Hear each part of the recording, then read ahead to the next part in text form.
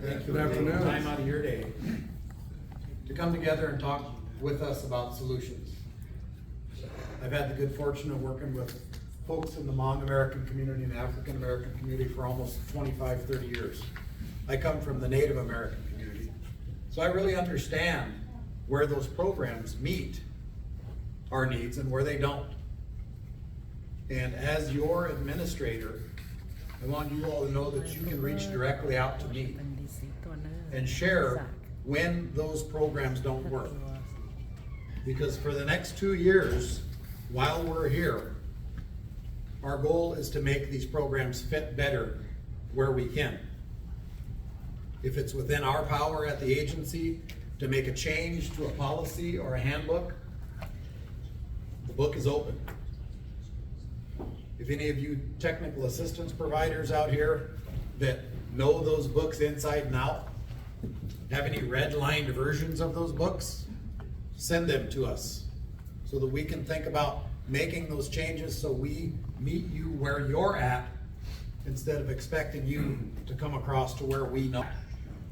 If you're a Caucasian corn grower in Iowa, we've got your number. Our goal is to make sure that we're doing the same for our Asian American farmers that are looking to get a couple acres in Fresno. For our African American farmers that are looking to put together some airship property in the southeastern part of the country. And for our American Indian farmers who are trying to reclaim some of the land that they lost so that this country could become what it is.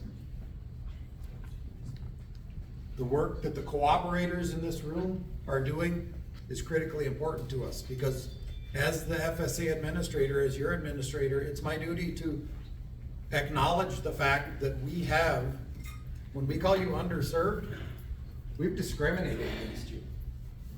We've got to start at that point in this conversation. You're not underserved, you've been discriminated against. And it's our job to acknowledge that and build a new future where we work more closely together.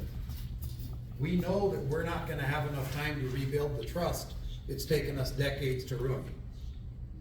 That's why we leverage our cooperators, like the Asian Business Institute and Research Center, like my old organization, the Intertribal Ag Council, the Federation of Southern Cooperatives. We know that those organizations have been in your communities, in your backyard, in your farms, on your farms, all along, advocating for you. I used to lead one of those organizations. We understand the importance of having resources to have good staff like this out here to help the good staff that we've got at our FSA offices.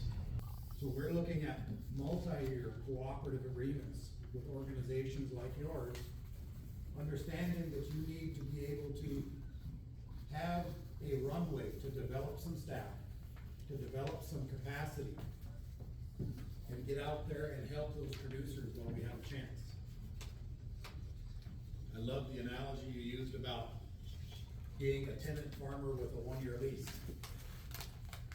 Prior to this administration coming in and leveraging the resources that we were fortunate enough to get from the Hill, all of our cooperative agreement, all of our cooperators were on a 1-year lease of federal assistance.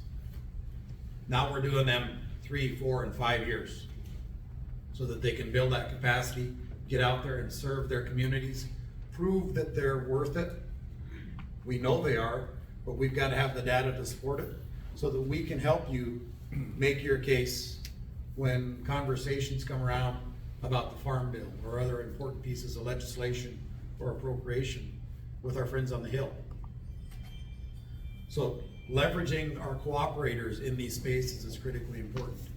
If I was to start a nonprofit, to be an NGO again, and I didn't have one, the very first thing I do is start a community development financial institution. Start a CDFI. You're on the right path. The challenge with CDFIs is now we've got to go fundraise and build the loan pool, but we have an opportunity to do that now. And there's even some pilot authority in our authorizing statute that lets us fund CDFIs. We've got some specifically targeted for American Indian communities and some specifically targeted for African American communities. We need to look at how do we reach out to those others. The reason I say I'd start a CDFI is because it puts you in charge, and your community and your stakeholders in charge of the money that's needed to allocate out there in the form of finance for your projects. When I was at the IAC, we took advantage of that opportunity. We did create a CDFI, and now that little CDFI that we started back home for me on the Cheyenne River Sioux Indian Reservation is doing about $12 million worth of loans to producers just like you, but all across the country. And that can be the conduit for folks that have money and want to invest in the good work you're doing and your business. So that, that's the word of advice I would leave with you all. Stay on that path and stay in touch with us as you get down that path, because we're looking to leverage those partnerships more. I'm really excited to learn more about the businesses that you're all engaged in. I want to brag just on one thing that we did in the last few months. We have the Non-Insured Disaster Assistance Program. It's called NAP. You get it from the folks at our local offices. As of last week, you can now go and sign up for NAP just by filling out a form that designates yourself as an underserved producer. And you're automatically enrolled. Then you just gotta go meet our folks, do the acreage reports, do the crop reporting, but you're enrolled in the coverage for the program. And that's part of the work that we're continuing to do as we streamline our programs.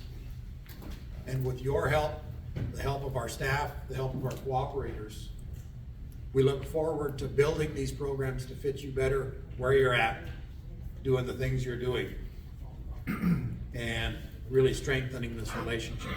It's an honor to be here. I look forward to listening and learning some more, and we'll welcome any questions at the end. I will give out my phone number to every single person in the room.